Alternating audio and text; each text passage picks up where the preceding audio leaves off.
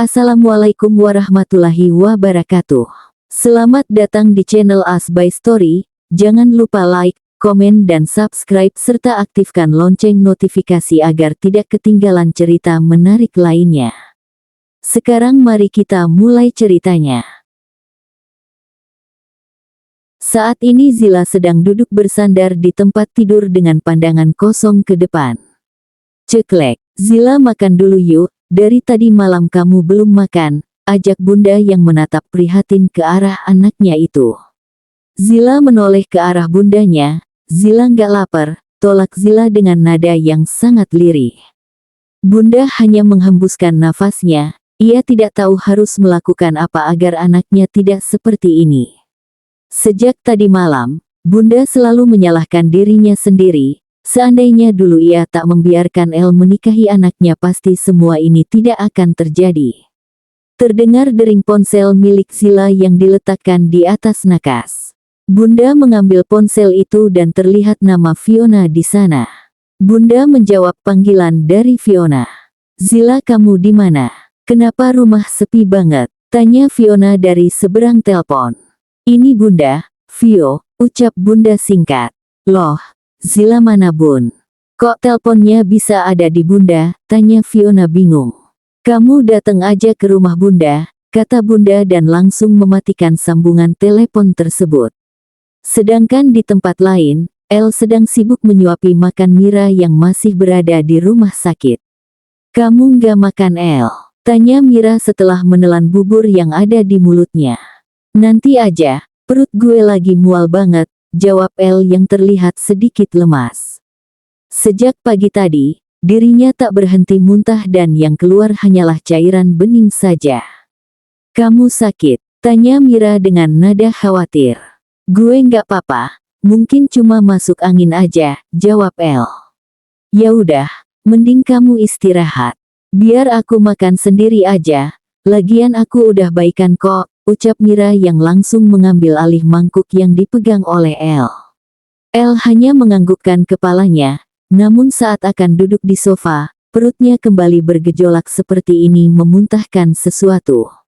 Tanpa menunggu lama, El langsung berlari masuk ke dalam kamar mandi yang berada di ruang rawat Mira. Huek, huek, sama seperti tadi pagi, El kembali memuntahkan cairan bening. Huek, huek. Mira yang tidak tega mendengar suara El yang terus muntah di dalam kamar mandi pun memutuskan untuk datang menghampiri El. "El, kamu beneran nggak apa-apa?" tanya Mira dengan tangan yang memijat tekuk belakang El.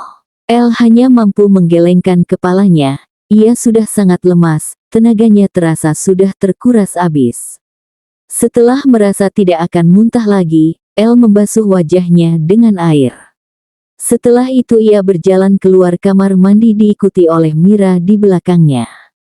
"Aku panggilin dokter ya. Muka kamu udah pucet banget," ucap Mira yang sangat khawatir melihat kondisi El. "Nggak perlu, gue mau pulang aja. Lo jaga diri baik-baik, nanti gue datang lagi," tolak El halus, kemudian dirinya berjalan keluar dari ruangan tersebut. Mira hanya menghembuskan nafas kasar. Gagal sudah rencananya untuk menghabiskan waktu bersama El tanpa ada gangguan dari orang lain. "El kurang ajar," maki Fiona emosi saat mendengar cerita dari bunda tentang kejadian semalam. "Tenang sayang, jangan emosi, inget kamu lagi hamil," ucap Kevin suami dari Fiona. "Lebih baik lo bilang sama saudara lo itu, jangan pernah lagi dia muncul di hadapan adik gue," ujar Nathan yang masih emosi melihat keadaan sang adik yang jauh dari kata baik-baik saja. Fiona hanya menganggukkan kepalanya saja, dirinya mengambil ponsel miliknya untuk menelpon sang mama. Saat panggilan sudah terhubung, Fiona langsung menceritakan semua yang diceritakan bunda oleh sang ibu. Sedangkan semua orang yang melihat itu hanya diam saja. "Zila mana bun?" tanya Fiona setelah memutuskan sambungan teleponnya. "Dia lagi tidur, dari semalam nangis terus," jawab bunda yang sedang menahan diri untuk tidak menangis. Fiona minta maaf atas kelakuan El yang udah nyakitin Zila. Fiona janji bakal kasih pelajaran sama El dan perempuan gila itu, ucap Fiona dengan menatap bersalah pada Bunda. Kamu nggak perlu lakuin itu, Bunda nggak mau kamu diapa-apain sama perempuan itu, kata Bunda yang melarang Fiona melakukan sesuatu. Ia hafal betul gimana mood seorang ibu hamil yang sangat sensitif. Bunda tenang aja, kalau gitu aku pamit pulang ya, Bun, pamit Fiona yang langsung bangkit dari duduknya. Kalian hati-hati di jalan, ucap Bunda pada Fiona dan Kevin. Jangan lupa juga, kasih pelajaran sama saudara lo itu, ujar Nathan yang langsung mendapat tatapan tajam dari sang Bunda. Lo tenang aja, balas Fiona yang tersenyum misterius. Elle yang baru saja masuk ke dalam rumah dikejutkan dengan keberadaan mamanya yang menatap dirinya dengan pandangan marah dan kecewa. Mama, tumben kesini, tanya Elle sambil berjalan ke arah mamanya yang duduk di sofa. Mama tidak menjawab. Dirinya bangkit menunggu Elle berdiri di hadapannya. Plak, Mama menamparkan keras pipi Elle, sedangkan Elle yang mendapat tamparan tersebut terkejut. Mama kenapa sih? Tanya Elle yang sedikit kesal karena mamanya ini tiba-tiba menamparkan dirinya. Kamu yang kenapa Elle? Mama nggak pernah ngajarin kamu buat main tangan sama perempuan, apalagi dia istri kamu sendiri Elle. Bentak Mama yang membuat Elle tersenyum remeh. Jadi Mama nampar aku cuma gara-gara perempuan pembunuh itu, ujar Elle dengan kekahannya. ELVANNO. Teriak seorang pria paruh baya dari arah pintu. Elle menoleh ke arah orang yang baru saja meneriaki namanya itu. Apa? Papa juga mau bela dia? Nggak guna, Pa. Karena aku nggak akan percaya lagi sama orang yang udah melakukan hal bodoh hanya untuk melampiaskan kemarahannya, ujar Elle yang semakin menyulut emosi orang tuanya. Mama kecewa sama kamu Elle. Mama kira selama ini, kamu udah lupain wanita murahan itu. Tapi, ternyata Mama salah, kata Mama dengan nada yang sangat kecewa. Mama nggak usah bawa-bawa Mira dalam masalah ini, dia itu cuma korban di sini. Gara-gara pembunuh itu, Mira kehilangan calon anaknya, sahut Elle yang tidak terima saat Mira disalahkan. Kamu udah lupa Elle, apa yang pernah wanita murahan itu lakuin ke kamu? Tanya Mama yang masih berusaha menyadarkan anaknya itu. Aku sama sekali nggak lupain itu, jawab Elle. Kalau kamu nggak lupain itu, kenapa kamu berani bawa wanita itu tinggal di rumah ini? Papa nggak pernah mendidik kamu buat jadi laki-laki brengsek Elle. Bentak Papa yang sejak tadi hanya diam. Cukup, Ma, Pa. Kalau kalian kesini cuma mau belain pembunuh itu, lebih baik kalian pergi dari rumah Elle, ucap Elle dengan berani mengusir orang tuanya sendiri. Oke, kita akan pergi, kamu akan menyesal atas apa yang udah kamu lakuin ke Zila, sahut Papa yang langsung menarik tangan istrinya untuk keluar dari rumah Elle. Aku nggak akan pernah nyesel, ujar Elle tegas pada orang tuanya. Ayah Zila yang baru pulang dari Kalimantan, langsung masuk ke dalam kamar Zila saat diberitahu tentang kejadian yang menimpa anaknya itu. Saat pintu terbuka, ia menatap sendu anaknya yang sedang meringkuk di atas tempat tidur dengan pandangan kosong ke arah balkon. Zila, panggil ayah yang berjalan menghampiri anaknya. Zila menoleh saat mendengar suara sang ayah, dirinya langsung bangkit dan merentangkan tangannya untuk dipeluk. Ayah langsung duduk di hadapan Zila dan menarik anaknya ke dalam pelukannya. Sedangkan, Zila yang berada dalam pelukan ayahnya langsung menangis, menumpahkan semua rasa sakit yang ia alami saat ini. Ayah mengecup kepala anaknya berkali-kali, membiarkan sang anak menangis dalam pelukannya. Nangis aja, kalau dengan ini Zila jadi merasa lega. Tapi, ayah mohon, setelah ini kamu jangan lagi keluarin air mata kamu untuk menangisi pria brengsek itu, ucap ayah dengan suara yang sedikit bergetar. Bahkan, air matanya menetes saat melihat anak yang selama ini ia jaga disakiti oleh orang lain. Hiks, isak Zila yang semakin mempererat pelukannya pada sang ayah. Aku benci sama dia, ayah, gumam Zila dengan suara yang sudah serak akibat menangis terlalu lama. Maafin ayah, ini semua salah ayah. Seandainya dulu ayah nggak biarin dia nikahin kamu, mungkin ini semua nggak akan terjadi, ucap ayah dengan nada penuh penyesalan. Ini bukan salah ayah, Hicks.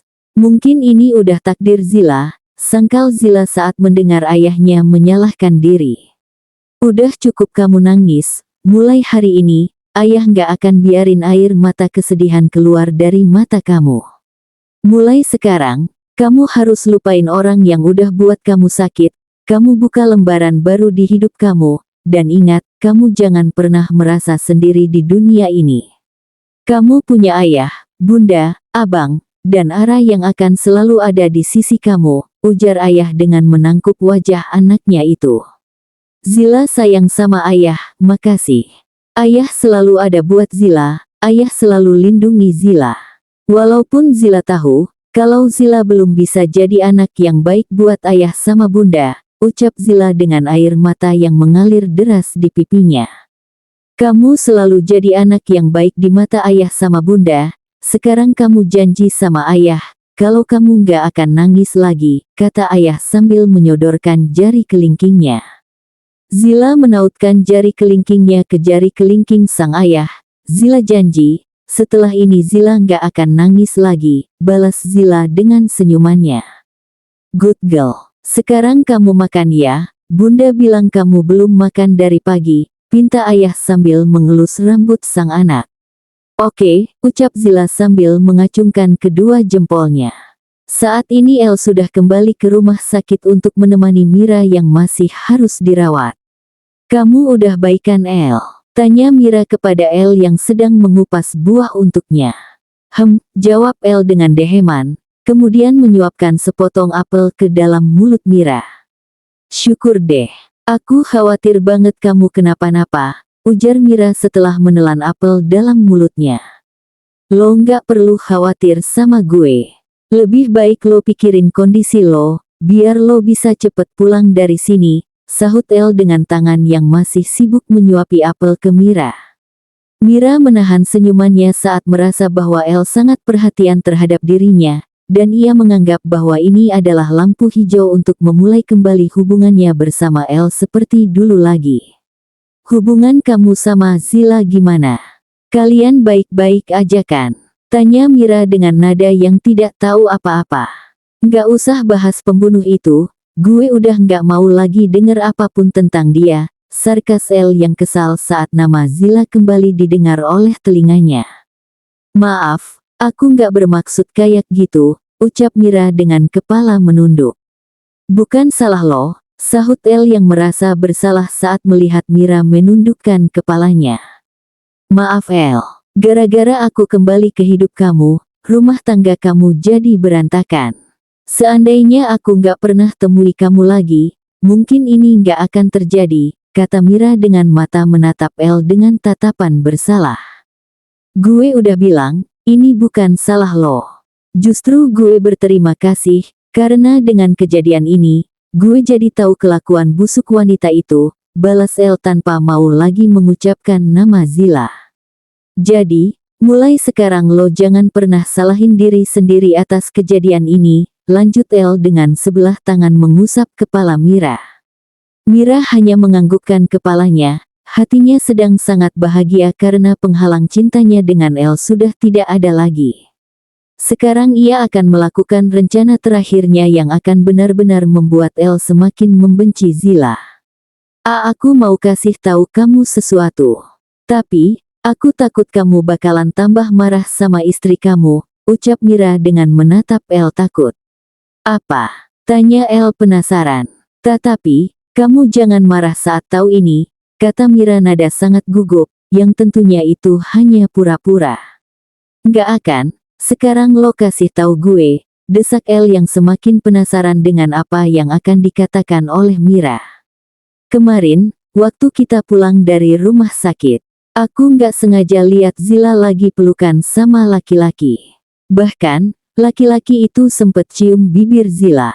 Awalnya aku nggak yakin kalau itu Zila, tapi dari baju sama tas yang dipakai wanita itu sama kayak yang Zila pakai waktu kita tinggalin dia di rumah, jelas Mira yang seketika langsung menyulut emosi El.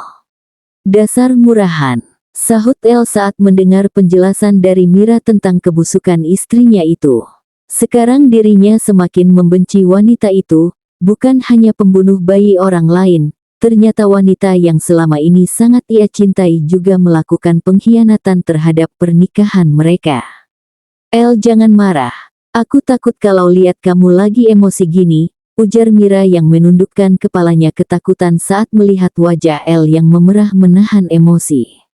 Melihat Mira yang ketakutan, El masuk ke dalam kamar mandi untuk meredam emosinya agar tidak ia lampiaskan kepada Mira. Setelah emosi sudah stabil, El keluar dari kamar mandi dan berjalan menghampiri Mira yang masih terlihat ketakutan. Maaf, udah bikin lo ketakutan gini, ucap El lembut. Nggak apa-apa El, kamu emosi juga gara-gara aku, sahut Mira sambil tersenyum menatap El. Gue udah bilang ini bukan salah lo. Mau ke kantin, lo mau nitip sesuatu nggak? Tanya El. Minta tolong beliin roti sama susu vanila aja, jawab Mira yang membuat El terkekeh. Masih suka sama itu ternyata, ucap El yang mengingat kenangannya dulu bersama Mira. Mira hanya membalasnya dengan senyum malu-malu anjing.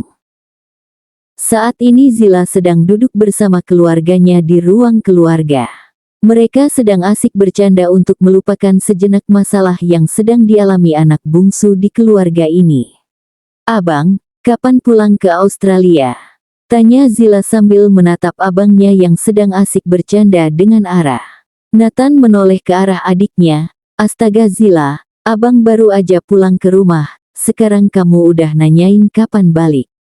Tega banget kamu jadi adek. Pantes aja suami kamu lebih percaya sama perempuan lain. Nggak usah bahas dia lagi. Ketus Zila sambil menatap Nathan marah. Sedangkan ayah dan bunda sudah memberi tatapan maut pada anak sulungnya itu. Maaf, Nathan nggak sengaja, jangan salahin aku, salahin aja ini mulut yang suka ngomong bener, ucap Nathan yang justru mengundang kemarahan orang tuanya. Nathan RafansYah. Seru bunda sambil melempar kaleng minuman ke arah Nathan. Ampun bun, ucap Nathan yang langsung berlari ke arah dapur. Kamu kenapa nanyain abang pulang? Emang kamu gak kangen sama abang kamu? Tanya ayah yang duduk di samping Zila.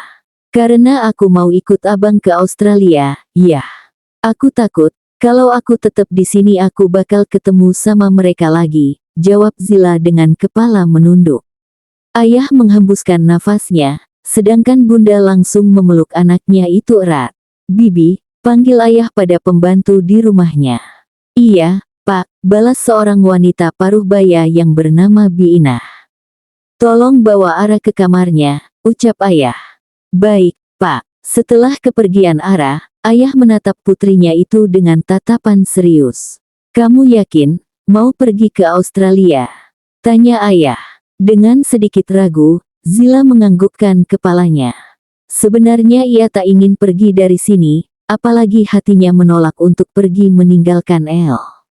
Akan tetapi, mengingat semua perlakuan pria itu membuat ia yakin dengan keputusannya ini. Mungkin, dengan pergi jauh dari hidup El, itu akan membuat rasa sakitnya sedikit berkurang. Oke, ayah setuju sama keputusan kamu ini. Sebenarnya ayah sama bunda juga mau ngomongin ini sama kamu.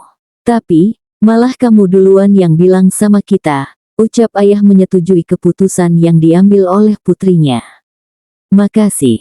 Zila sayang banget sama kalian. Oh iya, aku boleh minta tolong nggak sama ayah buat urus perceraian kita?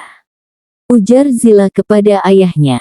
Kamu yakin sama keputusan kamu itu? Tanya ayah balik. Zila hanya menganggukkan kepalanya saja. Oke, ayah bakal urus perceraian kalian. Oh iya, ayah lupa kasih tahu, kalau kamu sama abang akan berangkat besok pagi, kata ayah yang langsung membuat Zila melepaskan pelukannya pada bunda. Kok mendadak banget ya? Aku kan belum siap-siap, apalagi barang aku sama Ara masih di rumah itu semua, panik Zila sambil menatap ayah dan bundanya bergantian. Makanya, kalau kabur itu jangan bawa badan doang. Minimal kamu itu bawa uang 1 tas untuk bertahan hidup, Celetuk Nathan yang baru kembali dari dapur sambil memakan buah anggur yang ia letakkan di dalam mangkuk. "Terus ini gimana?" teriak Zila frustasi sambil menarik rambutnya.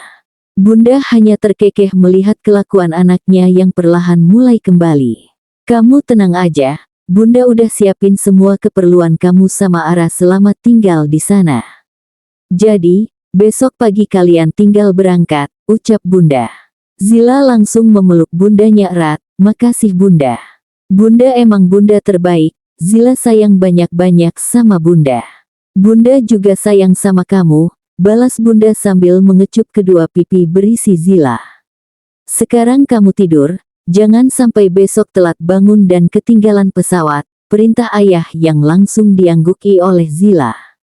Niat El yang akan pergi ke kantin untuk membeli makanan ia urungkan saat menyadari bahwa dompet dan ponselnya tertinggal di ruangan Mira. Dirinya langsung berbalik dan berjalan menuju ruangan Mira untuk mengambil barangnya yang tertinggal. Namun, saat ia akan membuka pintu, dirinya justru mendengar Mira sedang berbicara tentang dirinya dan Zila. Goblok banget si El. Dengan mudahnya dia percaya kalau Zila yang udah dorong gue dari tangga. Padahal itu semua cuma akal-akalan gue buat bikin dia benci sama Zila. Dan tadi, astaga, gue pikir El bakal marah sama gue karena gue udah ngomong yang gak-gak tentang Zila. Ternyata malah langsung percaya sama apa yang gue omongin.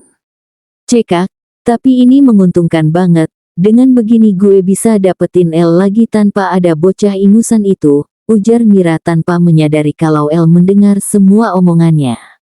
Dek, jantung El seperti berhenti berdetak setelah mendengar kebenaran ini. Jadi, apa yang dikatakan Zila malam itu benar, kalau dirinya dijebak oleh Mira.